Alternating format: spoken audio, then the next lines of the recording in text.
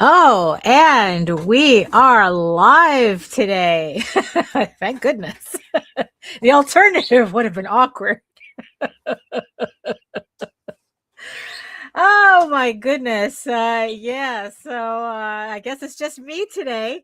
Again, Nita had things to do, but she forgot to tell me until the last minute, so I didn't have time to like mentally prepare. So that's okay.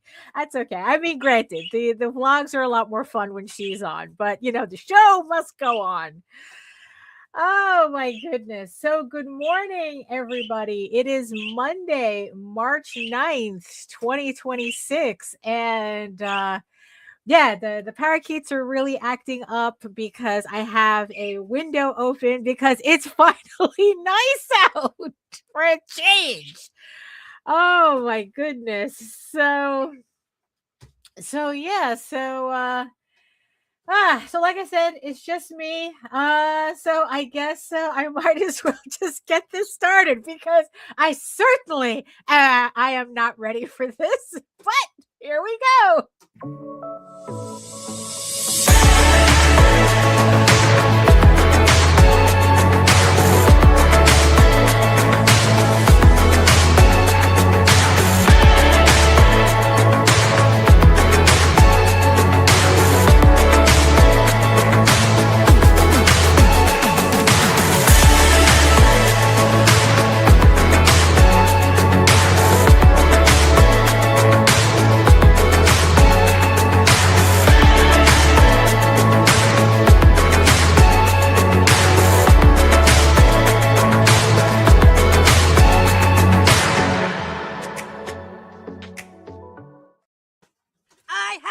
Anxiety!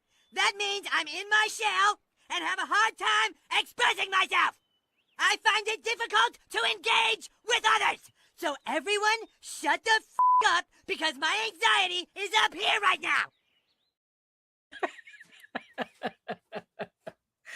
Oh my goodness. So yeah, it's like so today's just me. Oh my goodness. So good morning, everybody. Good morning. I guess we're all just like slowly waking up. Cuz like I said, today is actually for the first time a nice day outside. I think it's supposed to go up to the 60s. So I have the windows open and it's like just finally airing out the office, which it desperately needed after being like all all what is it, closed up and everything. So oh, it's like my smile looks so desperate. Yeah. Because like I said, I'm always I do this show with Nita, and she only told me at the last minute that that she wasn't going to show up. So I didn't have time to mentally prepare for doing a show on my own. Because usually, if I know I'm going to do a show on my own, I kind of like set because you know what it is. It's like I'm ready to like have a conversation with another person. And now it's just it's just me and you guys. So that's just what it is. It'll take me so I just need to warm up a bit and we'll kind of get into the groove of it. So like I said, yes. So it's so the snow has finally melted, and because of that, it left behind all this garbage that the snow usually hides here. So that's also another thing that I'm going to have to tackle after the show, which is where I also have my mind at as well, because it's like everything's looking really, really rough. I mean, a snowstorm is nice on that like first couple of days when it's all nice and fresh and clean. But in New York, that doesn't last very long. It's like everything just turns into, as Josh Johnson would say, wet New York. So, and then it just gets like everything gets all dirty and grimy. And I had no idea. Like, I don't even know where, like, once the snow melts and you see all the garbage that's left behind, it's like, where did this stuff come from? It was not here when it snowed. And it's not like we saw, like it was on top of the snow during the week. It's just like I don't know where all this mess comes from. So that's also another thing that I have to tackle. But at least it's nice out for a change. You know, so yeah, so I guess to like get this started. So hello everyone. Hello everyone. My name is Daphne Lage, and I'm a cartoonist, illustrator, and comic book artist from New York. Because I just mentioned that before. And plus, that's my old intro, which I'm trying to like change. But of course, now I have it memorized. I'm a comic book artist publishing since 1992, and I am known for the furry fantasy adventure Tall Tales and my new adult romantic fantasy drama, trying to find the right genre for this thing. Ego Raven, Heir of the First Unicorn, which you can read both online at egoworks.com. That's EGOWORKS. And also, speaking of Ego Raven, I have the Kickstarter is running right now. The link is in the chat and in the show notes. This is for Ego Raven issue 12 of this 16 issue series. So like I said, chat and show notes, the link. We have 21 days to go on the campaign. But I'll talk a little bit more about that in a minute. And yes, I see you, my beautiful eyeball people watching from regions beyond. If you are joining me from Facebook, please come on over to YouTube, join the sexy people in the chat, keep them company. You know, because Facebook so far has been working fine. Because I know in the past that we've had problems with Facebook kind of like disconnecting us or not connecting correctly at all. So you know, so it's working so far. So if you are joining me from Facebook, welcome. But just to be safe, come on over to YouTube and make sure you like, share, subscribe, and hit that notification bell so you get notified whenever my shows go live. Oh, hello. Good morning, Dr. Midnight. Very nice. Very nice. Oh my goodness. Yeah. So a couple of things. Like I said, actually, let me just bring this up to talk about it a little bit. So, like I said, the Kickstarter for Ego Raven, Heir of the First Unicorn, issue 12 is live. Thank you so much to the 96 people who have raised $3,317 for the campaign. We have 21 days to go. And for those of you who have who already pledged, thank you. And for those of you who are just seeing this for the first time, Ego Raven is my comic book series. It's the story of a unicorn princess exiled into the mortal realm who trains to become a knight, hoping to win a king's favor and save her people. In issue 12, Ego Raven, the rightful heir of the enchanted kingdom of Edenron, faces the elf prince Rillian and a trio of elves from her past, challenging her right to lead and rule. Even with her friends by her side, the unicorn princess is forced to prove herself again, not only to protect her home, but the entire realm. This is a sword and sorcery fantasy with a soap opera twist, featuring character relationships under stories with unicorns, elves, dragons, and furries. And thank you so much, Dr. Midnight, for his donation to the channel. Thank you so much. It's always, you don't need to do that. Nobody needs to do that, but I appreciate it so much because yes, there's always monthly streaming bills to take care of. But thank you so much. I really appreciate it.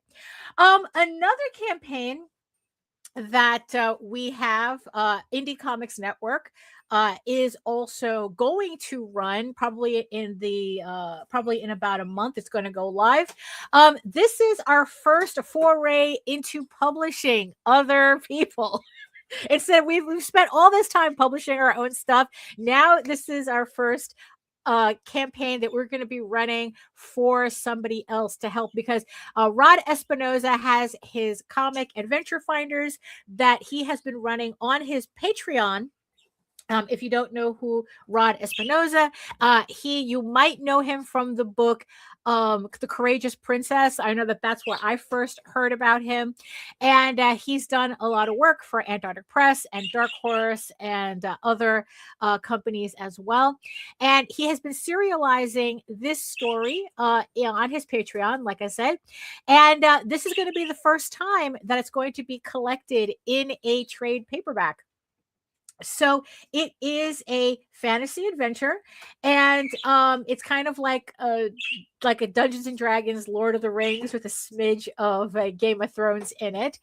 And but it's like, look, I put together the book to get it, like to get some we're going to get some proofs done of this, and this is a book that I want this book.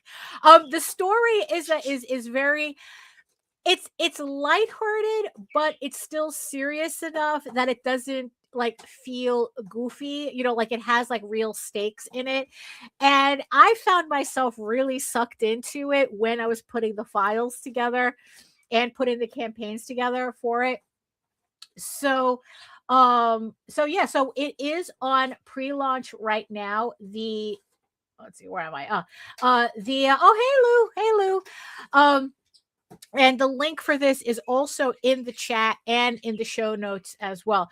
Like I said, we're probably going to launch this in about a month. So make sure you hit that notify me button right there, so you get an email from Kickstarter the second it goes live. Hello. Welcome, Dopa Dalkin. Hello.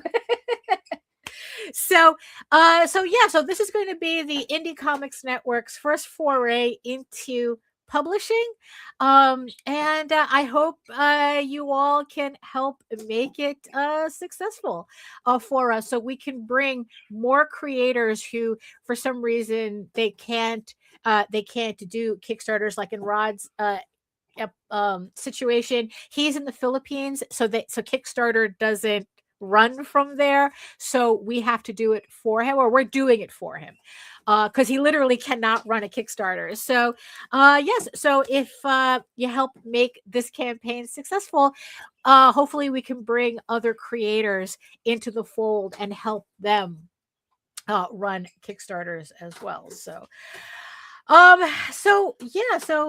And thank you so much for the 55 people who are already following the pre-launch page for Adventure Finders. So that's kind of like the housekeeping that thank you, Lou. Thank you. You can do it. Also, speaking of Eager Raven, because I'm going to be constantly talking about it until the campaign ends. So if you don't know already, Eager Raven issue 12 is complete, and this is my proof copy for it. So if you pledge to the campaign, you're not going to be waiting that long to get the issue or any of the books, for any of the books. I do play games, but not the type that you can play on YouTube without getting banned. Right now, my favorite game that I'm playing is a visual novel RPG called Seeds of Chaos, and it's an adult visual novel that I actually based my graphic here for my comic. I did a cosplay image illustration for it based on the main characters from that game. That's how much I like it so much. But other than that, it's like I'm not really like into games a lot. You know what? I'm the type that likes to watch run-throughs, like watching other people play the games rather than actually playing the game myself. But like I was saying, issue 12 is complete. This is the printed issue that you're all going to get when you pledge to the campaign. And because the file is ready, I am the books are I'm going to be sending out the files to the printer within a week of after the campaign is done, and then hopefully 2 weeks after that I can start shipping out the books, so you don't have to wait that long. And of course, I had to put it in my pile. So just to show everybody, this is every Eagle Raven issue that I have kickstarted and published since 2021, and the pile just gets bigger and bigger, gets taller and taller. And to think that there are 4 issues left to this series. So if anybody wants to know how serious I am with completing this series, I'm very much so. Very much so. And I just find it really, it's such a high to be able to put another issue in the pile, so it's just really funny. Like, this is a book that technically I have been working on for like the past 20 something years. I mean, Eagle Raven started off as just a mascot for my portfolio site, and all of a sudden, and all of a sudden it's like I had to do a comic about her, and she turned into like an actual character. So it's just really funny. Like, I don't know, it was just not funny, but just amazing how much can happen in like 6 years, 5 years. I did start seriously publishing it in 2021. In the 20 years that I started doing the comic, I was just uploading it whenever I felt like it to my website. Like just slowly building it up and getting the story together. And only in these past 5 years has everything really, really come together. So like I said, there's 4 more issues that go into this pile. So, also another thing that I also got proofed for it is the volume 3 trade paperback, because issue 12 ends off the trade. So I figured, just like, you know what, I might as well get these books proofed as well. And so this is the finished trade paperback for volume 3 that this will be offered on a later campaign later this year.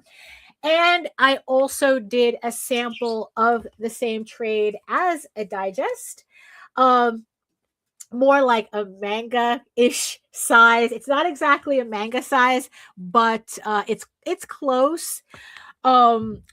So this was the size that I decided to go with, because manga really does have a lot of different sizes depending on the books. Like 7 Seas uses a different standard from like actual Japanese publishers, and there are like some other books as well. Actually, 7 Seas uses several different standards. I know Tokyo Pop supposedly set the American manga standard size, but nobody really follows that. I guess they just print it however they feel like they need to print it. So I felt like this was the best middle ground between an American trade paperback and a manga size, so that eventually I can offer up different formats for, and people can buy the format that best serves their shelving. I guess, so yeah, so this is also another pile that I was happy to put my books on. So these are volumes 1, 2, and 3 of Eagle Raven that, again, I am just absolutely thrilled to have gotten this far. And I don't, it's just the thought that I don't have that much to go on this series. Finishing this work is like my big goal for this year. So, and then it's like, so that way, once I finish once I finish this series, then I could finally finish the last 2 issues of Tall Tales, Tears of the Mother, which is my other series, my furry series. I have like these 2 issues that are just left, so I just want to I want to finish those this year, as well. So far so good. It's just just getting through it. The funny thing is that at the beginning of 2026, it felt like that's like, oh yeah, I'm gonna have plenty of time to finish it, and we're on schedule and yada yada. And now it's like we're already in the second week of March, and I'm like, well, holy shit, where's this time going? So, but I'm still confident. I'm very confident that I'll be able. Right now, I am working on issue 13. I'm about 6 pages into issue 13. I want to finish as much as I can of that by the end of the month. So that I can kind of like get ahead of myself when the next campaign for the trade paperback goes live, and then I'll be able to offer up the next issues rather consistently after that. So we'll see. Oh, Dope Adult, it's like, oh, I have some of those books. Oh, thank you. I hope you're enjoying those. So another thing that happened this week, very important comic book news that I wanted to talk about for a little bit, is the release of the Gorillaz 9th album. If you haven't noticed from the title of the show, I have been this has been my new obsession for the past couple of weeks, and it is important comic book news because this is the Mountain, which is the 9th studio album by Gorillaz, which is created by Damon Albarn of Blur and Jamie Hewlett, who you would know from Tank Girl. So he's a comic book artist. So the Gorillaz coming out with a new album is comic book news as far as I'm concerned.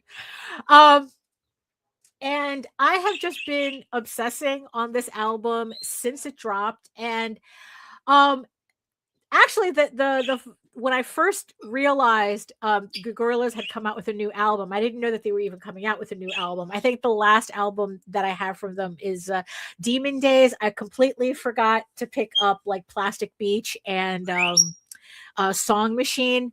So I'm a little behind. But the reason this one really caught my attention was because they put out an 8-minute short film, which is technically 3 music videos that they edited into one little mini movie. And what was really impressive of this video, so it's the I think it's called The Mountain, the Moon Cave, and Sad God. And what was really impressive about this video, it really, really stood out for me, like the visuals of it, was they purposefully designed the animation for the video, for the short film, to be based on 70 like kind of like late 60s, early 70s Disney movies. So we're talking about like 101 Dalmatians and The Jungle Book, specifically those 2 books. Although in that time period, like The Rescuers would have been in there as well, like that time period. But they specifically based the short film, the animation that they did on The Jungle Book, especially, that the references are very obvious in it. And 101 Dalmatians, especially since 101 Dalmatians was the first movie that Disney used like a Xerox technique, where they were Xeroxing pencils onto the acetate, to make cells, as opposed to hand drawing them in. And what that allowed them to do, it's like, one, save time. I don't know if they actually saved money, but they probably did, because in animation, especially, time literally is money. that's why the cheaper the animation, like like the less time they literally spend on it, but I guess that could be like anything in the arts. The less money you spend on it, the less time is also spent on it. So what they did was, instead of hand inking drawings onto the animation cells where they're then painted, they decided to use a Xerox effect, and to use literally a Xerox machine.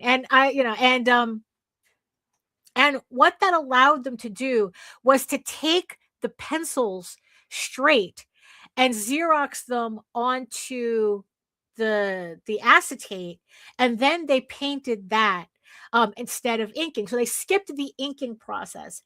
And what that allowed them to do was to keep the integrity of the sketch lines, which allowed for, I don't know, like a different kind of feel to the animation that wasn't there before, because now it's like you could like now all of a sudden the lines themselves had a lot of movement, although it did lead to like it's kind of like when you're used to like the really like the style that Disney was using before that point, and then they kind of leaned into this more like modern or they kind of ushered in a more modern looking animation style.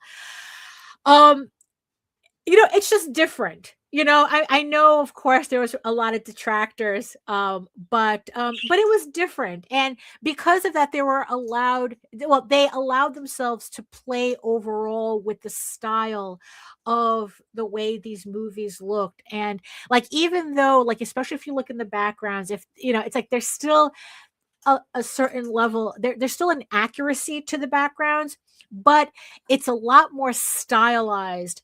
It has more in relation, like it has more related to the stylization of like Sleeping Beauty, where it's like very, very stylized, but again, still highly accurate. But then again, I think that basically all Disney movies have that type of thing with the backgrounds, where it's like, they're these these are these are pieces done by skilled artisans, and you can tell. So it's like, no matter, so even though they're going a little quirky with the artwork, you can still sense that level of skill in the work, you know?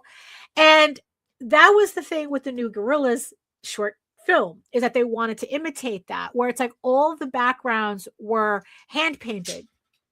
They were hand painted in both, I think, like gouache and watercolor, and then they layered them digitally. But the thing is, because they were so determined to imitate this style, and also especially what they wanted to imitate was the usage of the multiplane camera, um, which originally was this giant contraption of cameras and glass panels, which allowed you to have different layers of artwork to create depth in the final in the final film.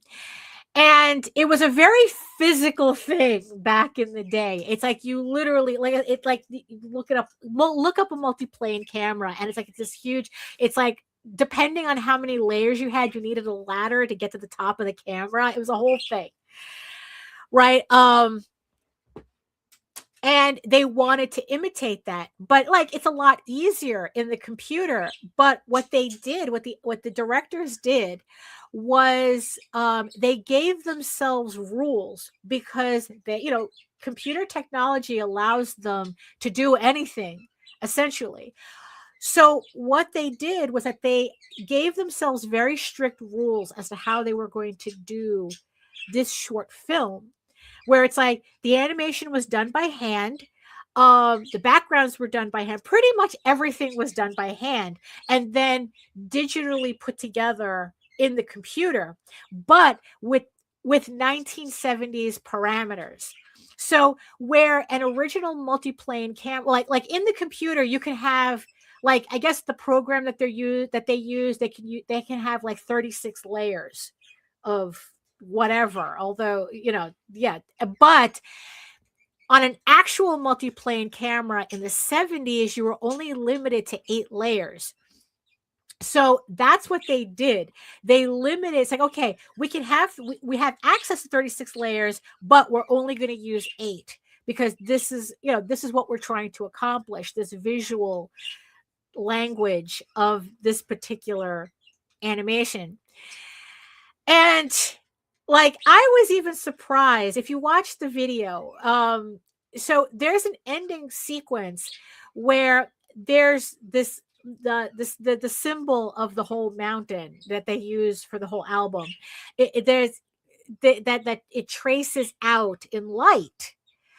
And I watched the documentary and found out that that's not digital either. That's literally they had like hand sewed out the shape of the mountain, and then they flashed a light. It's all analog.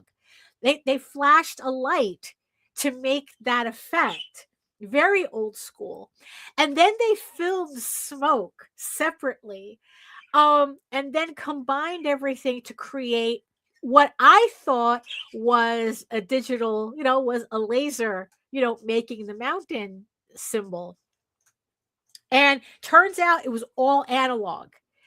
That even like the videos for like the other songs that they did for the album is as much analog and minimal digital work as possible. Oh, hi, Melissa. Hello. Yeah, it's like, yes, definitely. All the birds are in the background. Yes. Melissa says analog animation techniques are so cool. Yeah. And it was like, and that's what made the movie stand out. And then it's like, there was just like, and then it's like, I'm fascinated by the movie, right? And then the songs are complete bangers, so it's like, it took me a while. Like, I was like, like listening, like just running the YouTube, running that video constantly because I just couldn't get enough of the music. And then I finally realized, I was like, oh, wait a minute, isn't this available for digital download? So I got that, right? Because I would have loved to have gotten the vinyl, but I don't have a record player. So I couldn't have played it. They even put out cassettes. That's how retro everybody is getting right now, that they even put out a variation of the album on cassette. So I've just been listening to this entire album like nonstop since I downloaded it a week ago. And what I really enjoy about the album is that the music, like, even though like the mountain, the moon god, the moon cave, and the sad god, like, I knew those songs because of the video. I kept watching the video over and over. Like the rest of the songs, like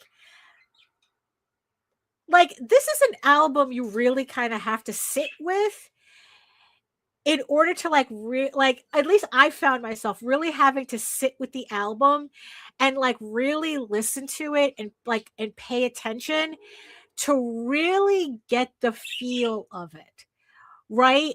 To like, and then it's like the more I listened to it, the more I listened, I was able to catch like all the influences, the other influences that are in the music, right? So the theme of the album is about grief and reincarnation and facing death and and moving with those feelings, right? Because the story goes that Damon's and Jamie's fathers both died very close to each other. Like, I think like within 10 months of each other.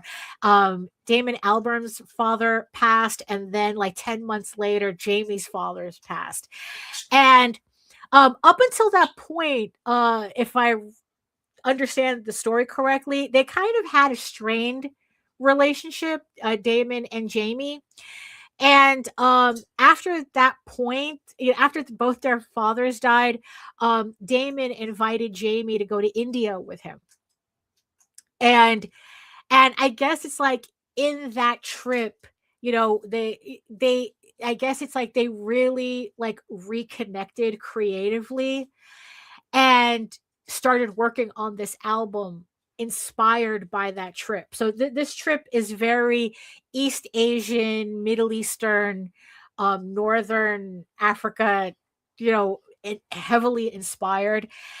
And honestly, I think out of the 3 albums out of the 9 that exist, I have 3 of the albums. So I have the original Gorillaz, I have Demon Days, and I have this one, The Mountain.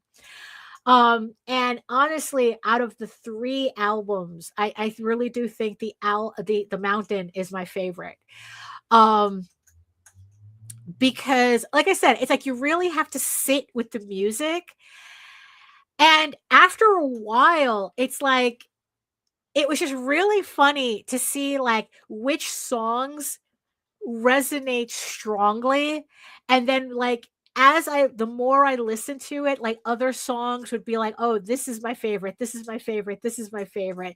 And it was all like really dependent on my mood as to which song would be my favorite. And to tell you the truth, like right now, it's almost impossible for me to say which, because I love the title song, The Mountain. Love it. It's all instrumentals. And it's just like, and I think what's really funny about that song is that it kind of like there's this little riff in it that actually reminds me of Be Our Guest. Like you can like I've literally caught myself going, be our guest, be our guest. It's like, and it goes with and it's like, so I don't know if that's deliberate or not, but it's there. And I don't think it's like, and whether I'm projecting into it or not, it's like I really don't care. It's like it was funny at first. Um, but then I'm like, wait, but this song, it's still, and then Moon Cave is, I just, especially with the animated sequence, especially with the short film, Moon Cave, when they get to the sequence where they're in the cave and the hieroglyphics and the glyphs come to life, and it's who sings that? Let's see. So hold on. Yeah, David Jolicoeur of De La Soul, and who's, I forgot Black Thought. They do they do the rapping that goes over the glyph scene, and it's just like the entire glyph scene was animated by one person. you know and and it's like, and just like the way the music and the rapping go, like interconnects with that scene, it's just like I listened to Moon Cave just for that section, right? But honestly, I think the song that actually it's 2 songs that kind of like switch back and forth. Is Damascus and Manifesto. Those 2 songs, it's like those 2 songs, like I cannot do anything else but bop when those 2 songs come on. But like just this morning though, there's the song The Lying God, which kind of like really like all of a sudden that's like going on, no, this one's really good too. Like the entire song is just bangers. It's just bangers. But the thing is that it takes a while, it takes a little bit for you to realize that, because a lot of people are saying that this is either their best album or their worst album. And so far, the people who call it the worst album, they haven't really said anything that convinced me that, I don't know, that that they were like, that they haven't given me a good reason as to why they consider it the worst album. I mean, that's, yeah, I don't buy it. It's like, maybe it's not to your taste, but to say it's their worst album, no. But like I said, it's like the amount of influences that I catch in the music, like it's like, because also the thing that I'm pretty sure is deliberate is that there's a really big Pink Floyd through line. Like there are some songs where it's like you can really hear, like you almost expect, you know, Roger Waters in the background, you know, or something. You know, it's like there's like I can like I know which songs they kind of referenced. Um and you know, just like and I think that that's the thing also that really stood out for me for this, the project as a whole, for the Mountain as the short film and the album, is that how it wears its influences on its sleeve. And like it wants you to know that these are Pink Floyd references. It wants you to know that it's completely riffing on the Jungle Book. You know, it's like it wants you to know that. Like it's not trying to hide its references. Um and I think that, you know, and and I think it's different from, I think it's a little different from nostalgia, because it's not trying to imitate, like it's not trying to be those things. It's just incorporating what they felt about those references into what they're doing now and incorporating it as part of their creative story, essentially. And and it kind of made me think about how many creators I have heard kind of say the opposite. That, you know, it's like they'll say that they don't read comics, that they don't read books. You know, that it's like they don't like to watch new movies. Like they're only that, like they only watch, you know, whatever it is their nostalgia is attached to. They'll only watch those movies and they never kind of like grow out of that bubble. And you know, and just the fact that they call themselves writers, but at the same time they say they don't read books, or they call themselves comic book writers, but they don't read other people's comics. Um, where and it's like, how is that even possible, right? It's like that, like it doesn't make sense to me when people say that. And the reasoning that they give is that, one, oh, because I don't have time. I'd rather be writing than reading. Which again doesn't make any sense. Yeah, the ninja says ego. Yeah, I think it has a lot to do with that. You know? And it's like, because how can you write if you're not reading? You know? That's like an artist saying they don't look at artwork. Oh, I don't have time to look at artwork. I just want to do artwork. I don't want to look at artwork. I don't want to experience artwork. And it's like, how do you do that? Right? And then the other thing that they usually say is that I don't want my originality tainted with other people's stuff. And that is probably the most ignorant thing, aside from I only want to write, I don't want to read. I mean, like the ignorance of that is just so mind-blowing to me. Melissa says, how do you get new ideas if you don't expose yourself to new ideas? Right, exactly. Right. And but yet for some reason these people have no problem saying with their whole chest that oh, I don't want my originality tainted.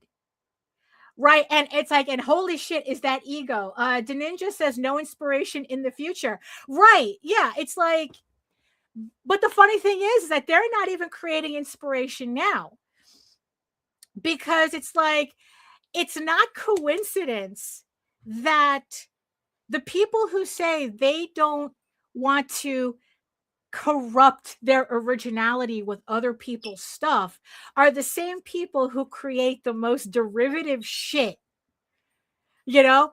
And that's the irony of it, right? Because, they think, because there was especially this person back in the day when I used to watch Project Runway. It's one of the really early episodes. And there was this woman who really, really prided herself on not studying other fashion designers. That it's like, oh no, again, she's doing the whole, I don't want my originality tainted by other people's ideas. The problem was that because she didn't know where her influences were coming from, because hate to break it to you, newsflash, you're being inspired whether you know it or not. And what happened was that everything that she ended up making in the competition was just variations, shitty variations of Yves Saint Laurent dresses. But because she didn't recognize that she was taking from those designs, she couldn't pivot from those designs. And every time she brought out and I swear to God, I think the judges kept her on to see how long it took, like how many times she had to create a derivative dress while saying she's being original, Dr. Midnight, I can only take so much from the nostalgia crowd. I appreciate you liking something from a particular period of time in your youth, but read something new. Yeah. Oh my God. It's like, that truly is a pet peeve of mine. It's kind of like everybody screaming, please read there was a tweet that went I forgot how specifically it went, but it was goofing on the situation by saying, oh, person who the only movie they saw was Boss Baby, right? And then they watch something, it's like, oh, this is giving me Boss Baby vibes. And it's like, Jesus Christ, watch something else. It's like people who it's like, it's kind of like the people who base their entire personality on Harry Potter or whatever. It's like, and everything is Harry Potter coded. It's like, holy shit, read another book, read a different book, it's like the people, and it's just like, and it's like, yeah, it's like, it's one thing. I had people, here, let me throw this out there. I had people get mad at me for saying this. I had read it. I didn't make this up. I had read it from somebody else. And I was like going, holy shit, that's it. Right. And what they had said is that you're not nostalgic. You're not nostalgic for Mario Brothers, right? You're not nostalgic for Mario. Add 80s or what 80s cartoons or not. You're not nostalgic for 80s cartoons. You're nostalgic for a childhood, for being a child with no financial responsibilities, and you just attached it to 80s cartoons and Mario Brothers or whatever. And I've had people get mad at me for saying that, but I believe that completely, because that's how I see people relating to this shit. Where it's like, unless, like, especially when it comes to like remakes and stuff, like, unless it's exactly like the thing they grew up with, it's garbage.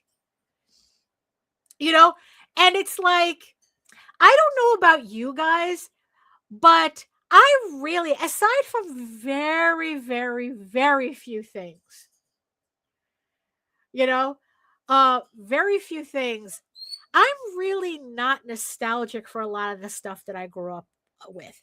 I mean, I like them. I think fondly about them. But I can also say at the same time, I am not, it's like, I don't enjoy them now. Like, I grew up with She-Ra and He-Man and Dungeons and Dragons, the Dungeons and Dragons cartoons, especially that one, right? The Dungeons and Dragons cartoon. And I remember when it's like we had gotten the DVD, the collected DVD discs, and we tried. I would think it wasn't DVDs; it was CDs at the time.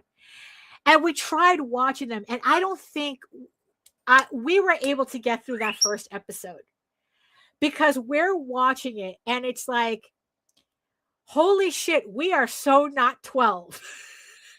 You know, we are so not 12.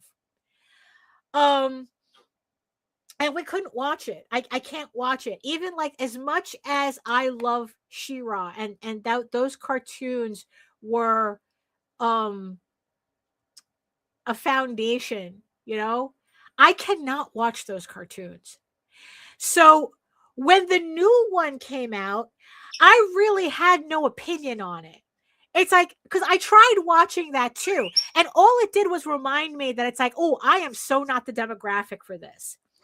And to watch grown men lose their fucking minds trying to retcon how their feelings about She-Ra. And it was just like, are you guys okay? You know, like it really gets like, are you okay? Dr. Midnight says, for example, there are so many variations of the 1990s aesthetic. A few I may like, but I want to see something different from what I grew up with. Yeah, no, absolutely. You know, it's like, you know, yeah, and to see, like I said, it's like, and to see people like completely lose their minds over this new She-Ra cartoon. And it's like, look, I get it. You don't like it, but it's like, but also you're a 50-year-old guy. Why are you obsessing over a children's cartoon, you know, over a cartoon that's literally made for 12-year-old girls? Why are you in your feels about that, right? And that's the thing that really like, and I think that's the difference. And it's like, and I think that type of attitude really poisons I guess the mentality of a lot of creators, where they confuse nostalgia for inspiration, but they do it in a way where they're ignoring the greater creative atmosphere.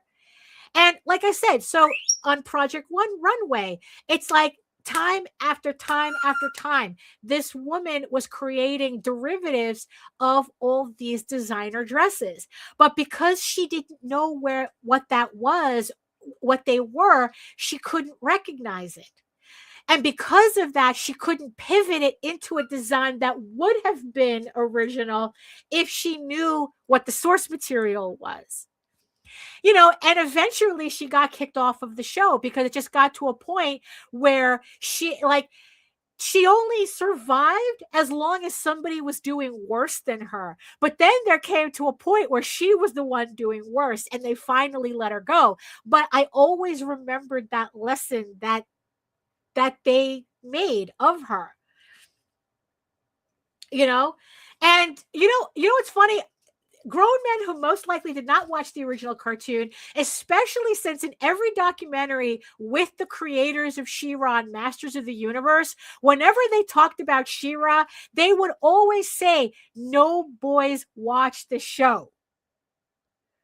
You know, and it's like these were the creators saying that they had the Nielsen ratings saying boys do not watch She-Ra, and then all of a sudden they put out a new She-Ra cartoon, and all these boys, all these boy men are coming out of the woodwork saying, "Oh, you're destroying, you know, my childhood." And it's like, you know what? And that's also another phrase that it's like the second you say that, it's like that's how I know that idea is true, that it's not the cartoon, it's how you felt in your childhood.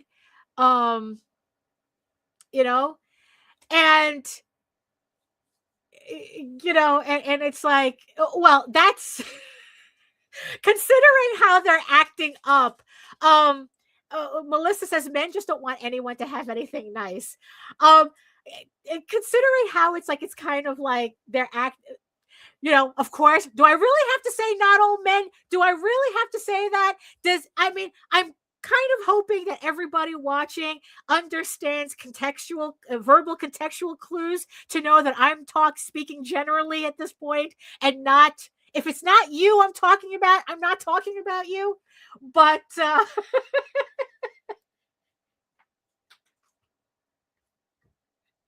You say it like we're communicating over international waters. You know, so same men who got mad at the live Gem and the Holograms movie, right? I mean, granted, I have to admit, I don't consider that a Gem and the Holograms movie because it's not Gem and the Holograms. It's like there was a lot of things missing from like literally it was the type of thing that they only took the name, right? They only took the name, and that's the thing, and that's a studio, right? Cynically taking a nostalgia and adding it to something that has nothing to do with it. Gem and the Holograms was just a movie about a band, right? And it's like it wasn't Gem and the Holograms, so I'll let them have that one. you know it's kind of like how I, Robot, the Will Smith movie, is not I, Robot, the novel. They just had the rights to the name and just added it. That I understand. You see, those types of arguments I can understand. Kind of like I can understand the arguments with the Amazon Lord of the Rings. You can't even call them like the Amazon, the Ring of Power. The difference between the Ring of Power and Lord of the Rings, the Peter Jackson movies. Like, I can understand, like, story-wise and thematically that, that Amazon was just trying to cash in on a nostalgia, not necessarily kind of like honor the source material, but if you just accept it as this is Amazon's version, it's very easy to write off. It's like I understood some of the, story complaints, but honestly, it's just like, okay, look, my favorite movie is The Secret of Nim. You will never get me to admit that there's a second movie existing, right? I never said, oh, they ruined my childhood. I own the DVD to the original, right? I don't have to worry about shitty versions, shitty remakes, so yeah, so my point, right, is that, so you have a lot of creators saying that they don't partake in other people's, in other creator stuff because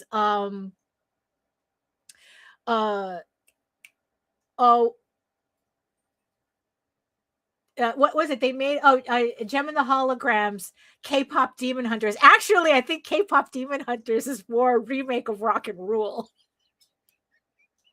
because that ending is identical.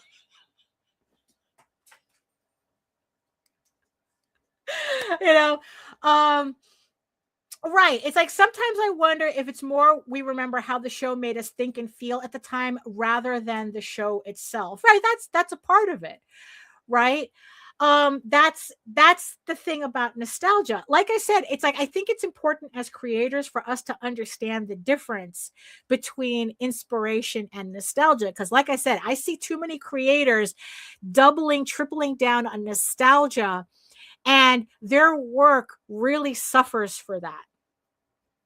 Right.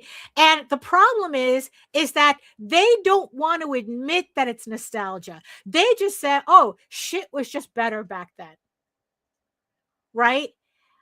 But it's like, but there's so much stuff, good stuff being put out now. It's like, if I just listened to decided like, oh, I only listened to 80s music because that was the best music, I wouldn't have even heard of this album. Of the Mountain, right? I mean, and also it's like, it's like also it helps too that, speaking of international, it's like it helps too that I also have I have a like for international music as well. So, which I think is a lot of the criticism that this album is getting is that people are not digging the international sound, right? And it's like that kind of reveals a little bit more about that reveals more about you than it does about the album. And people, and it's like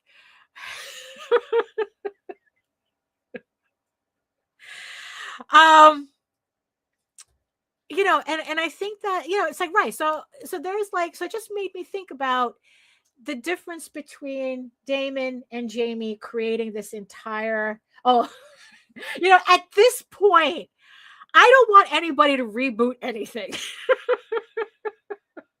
I really don't, because they're only going to get 30-30 wrong, that was it was 30-30, right? The horse guy. They're only going to get that wrong. They're only going to get him wrong.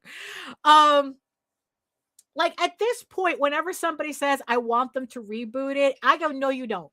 No, you don't. Because people who say that, they only want a reboot as long as the reboot is exactly what they remember. It's like, if it's like, what was it? I was talking about like Blazing Saddles, right? At several episodes ago. And and people keep using that as a benchmark of, they'd never be able to make this movie again, which is not true. Because like I said, it's like they talk about that movie being unmakeable now as if Quentin Tarantino doesn't exist. And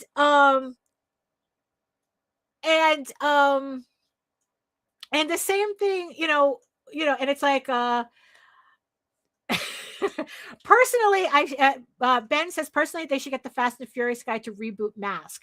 The 7th film was basically Mask between the bus and the helicopter. Maybe there are certain things that it could be possible, right? To remake with a modern take. But again, though, like the thing about Blazing Saddles, right? That I said, it's like, these are the people who say that, right? But it's like, you can do a frame by frame, scene by scene remake exactly of Blazing Saddles, not change the dialogue, not change the scenes, not change anything. You just have to use different actors, right? The second you put Taylor Swift in the Madeline Kahn role, that's it. People are losing their fucking minds. It's going to be 3-hour treaties of on YouTube as to how they ruined the movie. Like you could do everything identically, but the second you add in something modern, like just something that reminds you of now instead of right, and like, yeah, and Tropic Thunder. Jesus, I think a lot of people missed the point of that movie. that Tropic Thunder was supposed to be a modern Blazing Saddles.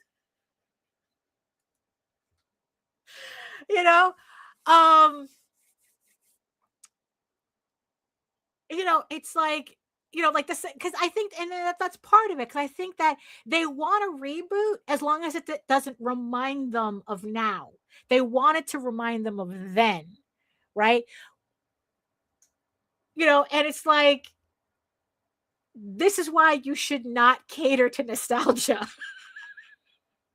Because because in the end, that's how you find out it's not the thing, it's the feelings. And the new thing is not going to invoke the feelings from the old thing. And, so going back to, like creators saying that they don't, so they stick to that, right? They stick to their nostalgia, right? And they don't understand how it's affecting their work, because they are putting out really, really derivative stuff, and they're talking about it as if like, and it's obvious they don't recognize they're putting out derivative stuff. They just like, they put out this stuff and then they say, it's like, oh, I've never heard of this before. Well, so it has to be original. No, you haven't heard of it before, but everybody else has. right? Just because you made it a point to be ignorant about the culture at large doesn't mean what you're doing is original, right? But at the same time, you know, there you do take, when you're creating something, you are taking from what you know. You are taking from inspiration from what you've already experienced, whether consciously or subconsciously. Because the other example I like to, it's like why is it that we all know Kim Kardashian but none of us watch the show? We don't know. We all know Kim Kardashian. We know what the fuck that stupid bitch is up to, but none of us, I don't know anybody who purposefully watches the show, who ever did. But we all know her and her stupid family, right? Because that's how culture still infiltrates us, whether we know it or not. And that's why it's important to know the culture at large so that you recognize it. So when you put it in whatever it is you're creating, right? You're not mistaking it for something that it's not. You're not saying, oh, this is so original because I've never heard about it. One example, like I think Jose had people on his show where they literally described Elric. They were talking about their cats, like, oh, and what if this, and what if the sword made people evil, and blah, blah, blah. And Jose's sitting there going, that's Elric. That's been that's been a thing, or whatever, but these guys are talking with their full chest that, oh, this was the most original thing they've ever come up with. And that's the key. Those are the key words. If you can say, if you're finding yourself saying, this is the most original thing I've ever come up with, or this has to be so original because I've never heard of it, that's a red flag for your idea.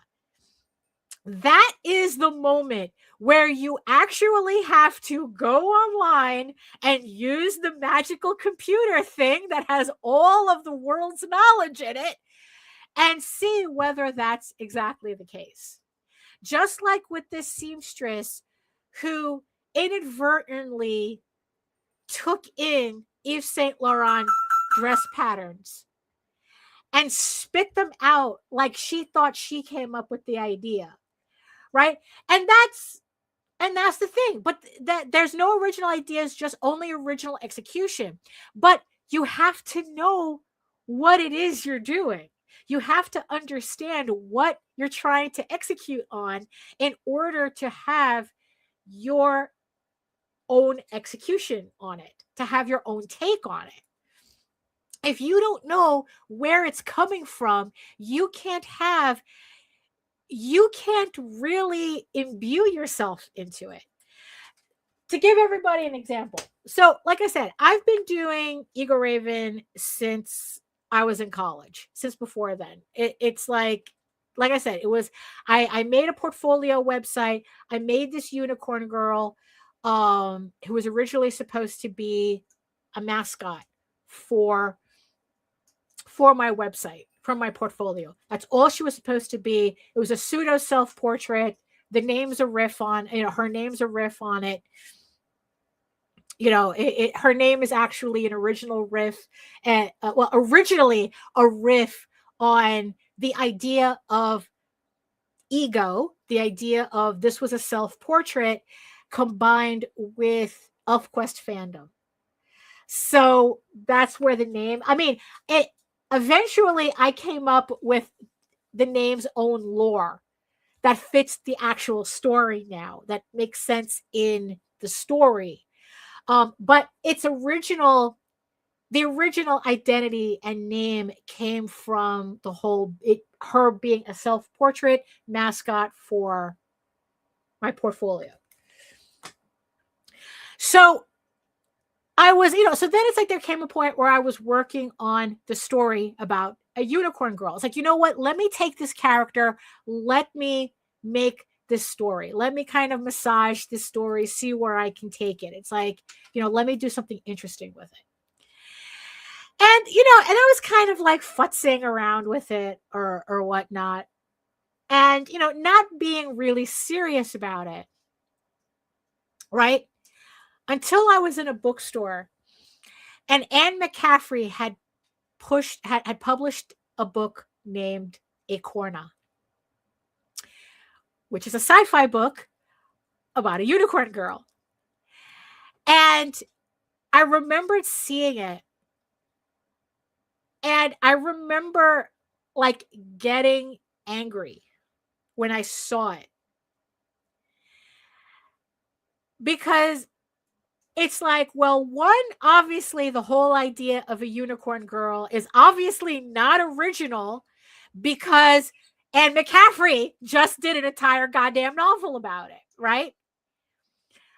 But at the same time, I didn't want to stop doing my project. It's like, just because Anne McCaffrey did a unicorn girl novel doesn't mean I have to stop doing my story about a unicorn girl. I mean, granted, her book was sci-fi, mine's not, the whole thing, right?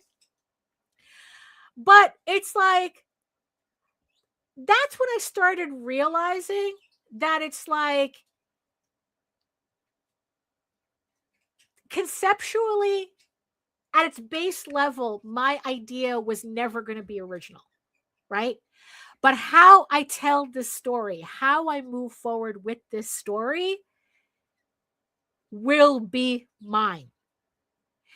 And the most important thing that it taught me, that moment taught me, was that I have to get the story out. You know what? If a unicorn girl is good enough for Anne McCaffrey to base an entire novel on, a unicorn girl is good enough for me to base an entire comic book series on. Yeah, superficially we're the same. But once people read our stuff, or even just look at our stuff, because the painting that she has looks nothing like the way I draw Eagle Raven. It's like, no one's going to confuse these two stories. Although some assholes have tried to dismiss my story because, oh, it looks like a ripoff of Acorna. It's like, sure, if you think Anne McCaffrey is the only person who came up with a unicorn girl, you go on DeviantArt, type in unicorn girl, and you'll end up with thousands of results, right? So it's like, in and of itself, it's not an original idea. But it's how I tell the story that makes it original. But at the same time, I have so many influences that my story is based on, that's also another thing too. At what point, it's like knowing the difference between influenced and homage, right? And being able to mash the two. So it's like, because the thing is that, because, so Eagle Raven takes on a lot. It's inspired by a lot of things. It's inspired, especially, like I said, She-Ra, Ixer 1, Lodos Wars, Dungeons and Dragons, The Last Unicorn. It has all these, and then, and even has recent examples. Like, I was inspired a lot by The Witcher, both the series and the books. Because the one thing that, I'm not even going to try to pronounce his name, the author of The Witcher showed me, right? Because for some reason, it never occurred to me that even though I'm basing my world on medieval Europe, doesn't mean I really have to stick with that.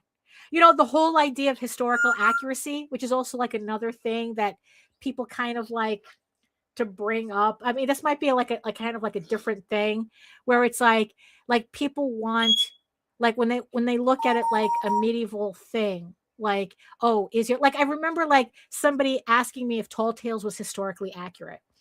And I go, the shit is about talking foxes. I mean, someone was literally looking at my book, this book. Lodos Wars is, peak. They looked at this and go, oh, is it historically accurate? It's like, the shit has talking foxes in it. Why would you even think it's even vaguely historically accurate? Right? But the thing is that people aren't really asking if it's literally historically accurate.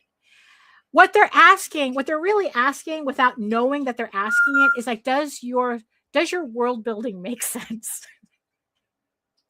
Well, like I said, I think that's a different conversation. Going back to inspiration, right? To inspiration and knowing where they come from. And being able to incorporate that into your work pretty much without making a fool out of yourself. When people ask, oh, is this based on this? It's like, oh, I see that. And then it's like, I see people get mad, going, oh, are you saying, right? What do you mean? You think talking foxes didn't fight the Crusades? Impossible.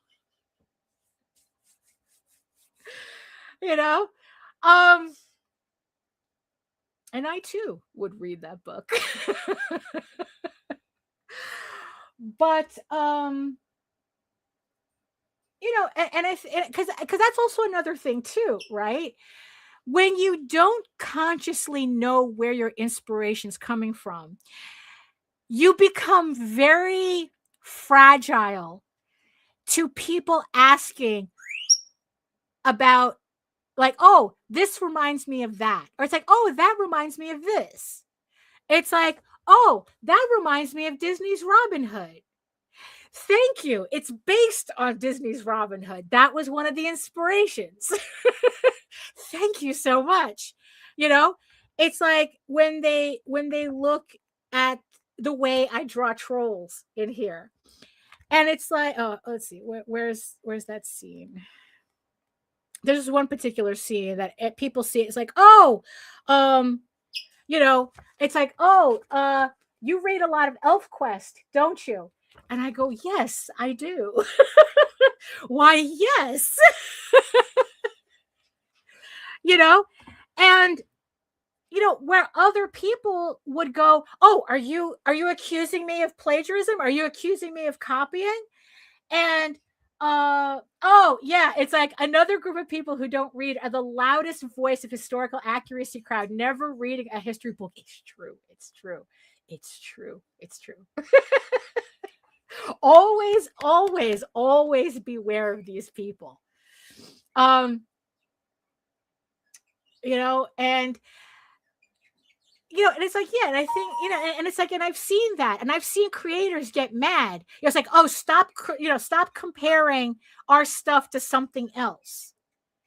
And I go, it's like, look, if you just accepted the fact that your inspiration is on your sleeve, you wouldn't be having a meltdown.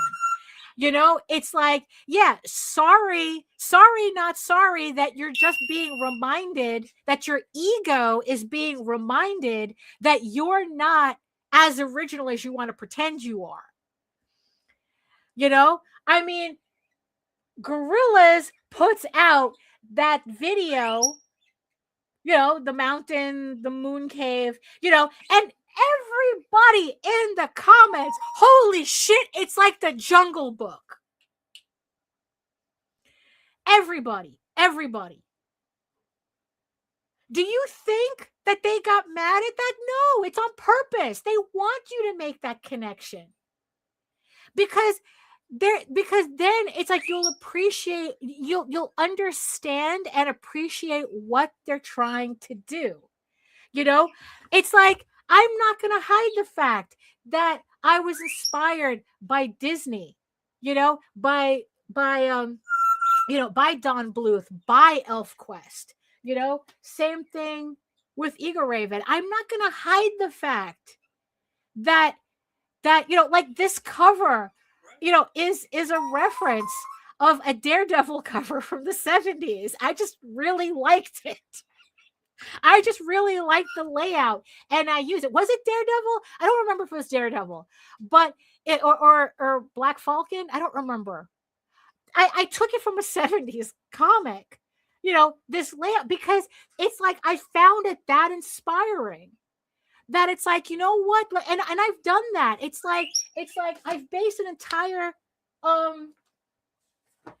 this comic right here, Eagle Raven, the Unicorn King's daughter. This entire book is a riff on Conan, the Frost Giant's daughter. It's even the title, it's a riff on it. Every panel in this book, in this issue, it's a riff on actual Barry Windsor Smith panels. It's on purpose. I want you to know that. Barry Windsor Smith and I think it was Barry Windsor Smith. There was I forgot the other guy. Actually, I have him credited here. Yeah, it's like Howard, Roy Thomas. It's like Robert E. Howard, Roy Thomas, and Barry Smith. Right? I even copy the way they did the credit in the Savage. I think it was a Savage Sword of Conan that appeared in. I don't remember. But it's like, I want you to know that. Right? It's like I'm not hiding it. You know? I mean, I went out of my way. You know, I went out of my way to put my inspiration on the page. So it's like if someone were to say, hey, that looks like, yes, it does. It's supposed to. Dr. Midnight, you make an excellent point about someone letting their ego get in the way of accepting not being original. I think an important part of being creative is having your ego in check. Absolutely. And that's, you know, and it's like, it's very frustrating to keep seeing that because it's like, you know, they're holding themselves back so much and they don't realize it. And then it's like, these are the same people who are wondering, why isn't their stuff resonating? Right? Because there are other people who are doing the exact same thing, but better. And why are they? And it's not that they're doing it better. It's just that they recognize what they're doing and they're able to actually create something. It's like, look, everybody who does a fantasy comic is doing a riff on either Conan or Lord of the Rings. Okay, that ain't nobody, unless you're Christopher Paolini and you're riffing on Star Wars, actually. You know, I mean, but it's like everybody is doing a variation of that. There is no fantasy book. Now, mind you, there are people who are trying to actually expand from that, because I've been seeing a lot of like Asian culture based fantasy, a lot of, you know, Russian based fantasy. You know, there are people who are trying to take fantasy out of medieval Europe. Essentially, you know, it's like, well, either, like I said, either out of Lord of the Rings or out of that Conan. You know, why? Because they recognize it. They know where it comes from. And it's like, okay, you know what? Instead of doing this, I'm going to try to do this instead. Right? And the only reason you can do something different, even but you know, like I said, everything is based on Lord of the Rings, Conan, right? Even if you want to do that, which I certainly have no problem continuing the tradition of riffing on Lord of the Rings and Dungeons and Dragons. Oh, there's another one. Everyone's either doing Conan, Dungeons and Dragons, or Lord of the Rings, right? I'm more than happy to do that. That's what I want to do. That's what I enjoy, right? But, you know, but the thing is like, how do I make this my own? What differences do I bring to the story? You know, like that type of thing. You know, it's like, and I think that only with knowing what your source material is, what your source of everything is, what you're basing on, right? What you know, right? So what is it that you know? Right? And where did that knowledge come from? If you're going to do X, where did X come from? So that you know where you're going to go with that. right? And then it's like, there's like, well, other people have done this. How can I do that differently? Right?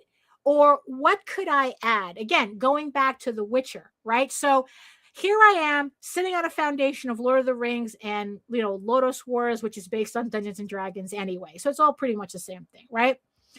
But what did I want to do? What little things that I wanted to do, right? I didn't want to make it like traditionally historically accurate. It's like, because in the end, there's like a little bit of Piers Anthony, like where it's kind of like that really, really anachronistic, slightly modern, but not really, but just camouflaged enough. Because in the end, it's like I didn't want to make something so medieval. I'm not writing for medieval people. So in the end, there's no reason for me to be that historically accurate, right? So what reading The Witcher and watching the show showed me is that I can do whatever the fuck I want as long as it makes sense in the world building of my story. Because I consider The Witcher the anti-Lord of the Rings. So I wanted to take that, and that was, that was the thing where it's like, okay, I want to be able to be anachronistic, but in a way that it makes sense in my story, that people don't go, that doesn't make any sense. Why is this here? Right? And the main thing that I kind of like, that I put in, is the fact that I have coffee and Swedish fish existing in my universe. And did they actually exist in that time? No. But no one's stopping me. No one's stopping me of putting coffee and Swedish fish in a medieval story. The trick is just putting them in there so that it makes sense in my world building. Because in the end, it's not that people want things to be historically accurate. They just want your story to your world building to make sense. And the only way you can have, and I think that it's related, that your world building can only make sense if you know what you're world building on. It's like, look, it's like I must have done days of research just to kind of get an idea as to the actual historical accuracy of a flush toilet in medieval times. And to and just so I can write it that there was a toilet in the castle. And it turns out there have been examples there have been attempts at flush toilets in medieval castles. But in the end, I'm not writing a story about how flush toilets exist in medieval castles. I just want to be able to say there's a flush toilet in a medieval castle. But I have to know just enough so then when I describe it, it doesn't sound weird. Like, it sounds like it makes sense.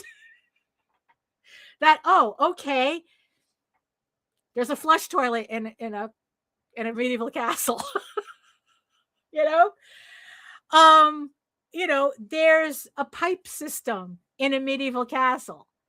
I mean, right. I mean, it's, yeah, I don't know. It's like, so yeah, so that was like what I was like really, what watching the Gorillaz short movie, listening to the album, like I said, these are creators who went out of their way to make sure you knew the references. That and that only adds to the experience of the music, of watching the videos, of watching, the Gorillaz videos, right? And I think that that's something that a lot more creators need to understand, is that if you really want to put your best foot forward in your work, you have to admit that there is a greater culture you have to feed off of, you know? And I'm not talking about mindless consumption. I'm talking about really sitting down and experiencing culture, of listening to albums and really studying that stuff, like really listening to it, going to museums, reading books, you know. Dr. I have to say, I do enjoy catching these morning conversations. Between this and my Adderall, my mind starts to work better. Thank you. Thank you. Starting your day with coffee and Adderall and conversation. I'm not mad. But, so that's something, to really think about. It's like, I just want creators who have caught themselves saying, I don't read, but I write. I'd rather write than read. Like, what is it that you're really doing? It's like, because that, to me, that doesn't sound like somebody who puts a lot of care in what you're doing. Just like you wouldn't trust a movie director who said, I don't watch movies. Like, just saying that out loud sounds ridiculous, right? But why is it that people have no problems, like, there are writers who have no problem saying, I don't read other books? Why is it that there are comic book creators who have no problem saying, I don't read other people's comics? Like, why does that make sense to you?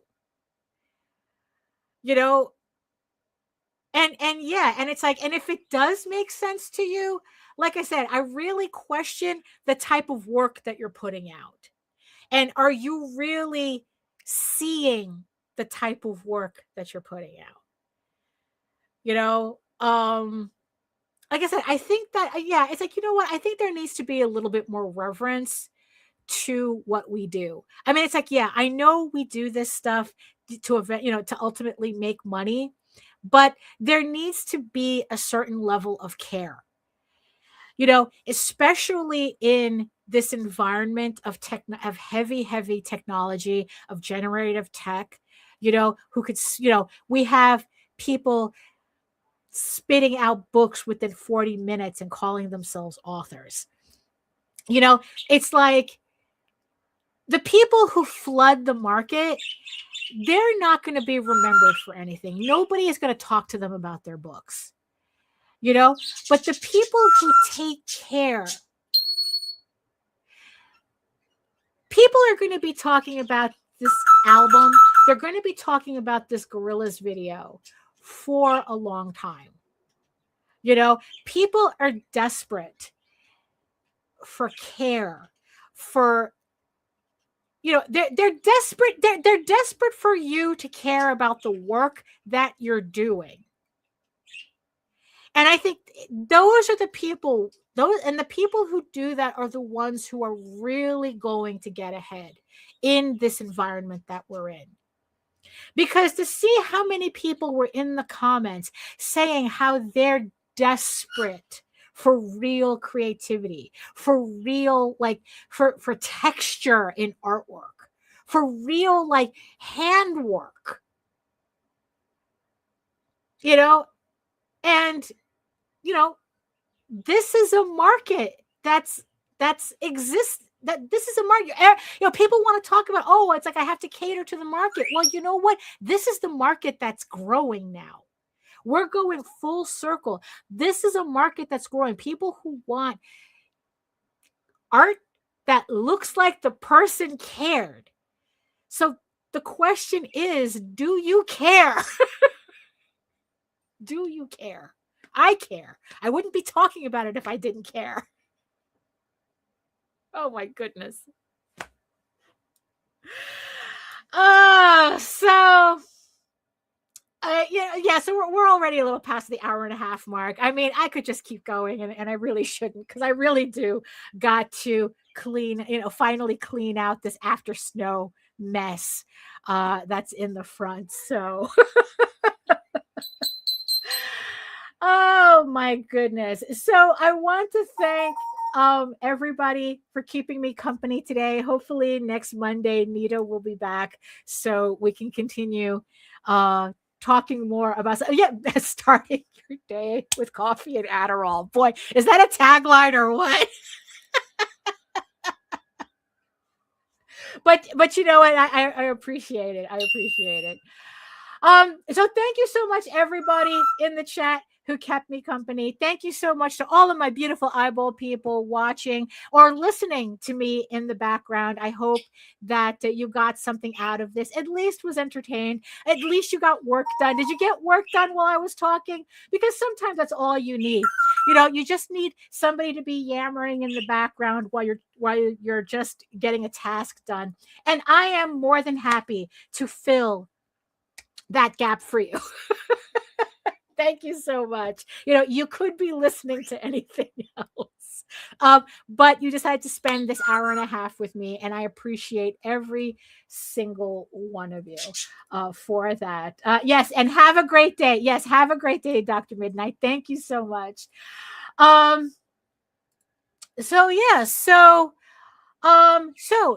you want to learn more about me, and my portfolio and my artwork and my Kickstarters and everything else that I do, you can head on over to my main portfolio site at egoworks.com, EGOWORKS, where you can read Eagle Raven, Heir of the First Unicorn for free.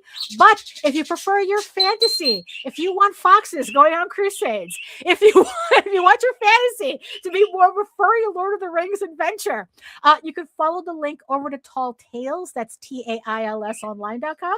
And you could read the archive there of over 1,000 pages. It's not quite foxes going on the Crusades, but it's close. And I'm pretty sure if that's what you're into, you will enjoy this as well.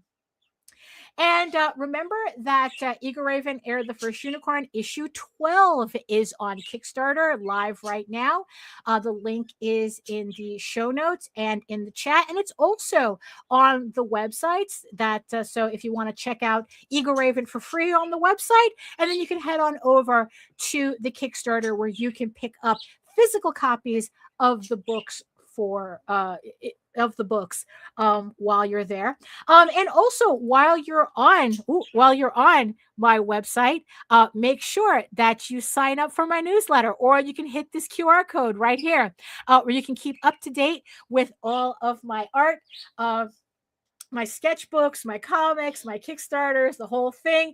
And you get a free PDF comics bundle just for joining my newsletter. You get to read Eagle Raven for free, Tall Tales for free, and you also get to try out the Oswald Chronicles for free. So you can check that out just by hitting this QR code right here. So again, miss you, Nita. It's like I would have much preferred if you were here, with me, but we'll save it for next week, so hopefully we'll try again. But thank you, all of you, for keeping me company. So it takes all of you. It takes all of the chat and all of the eyeball people to replace one Nita. So thank you so much for doing that.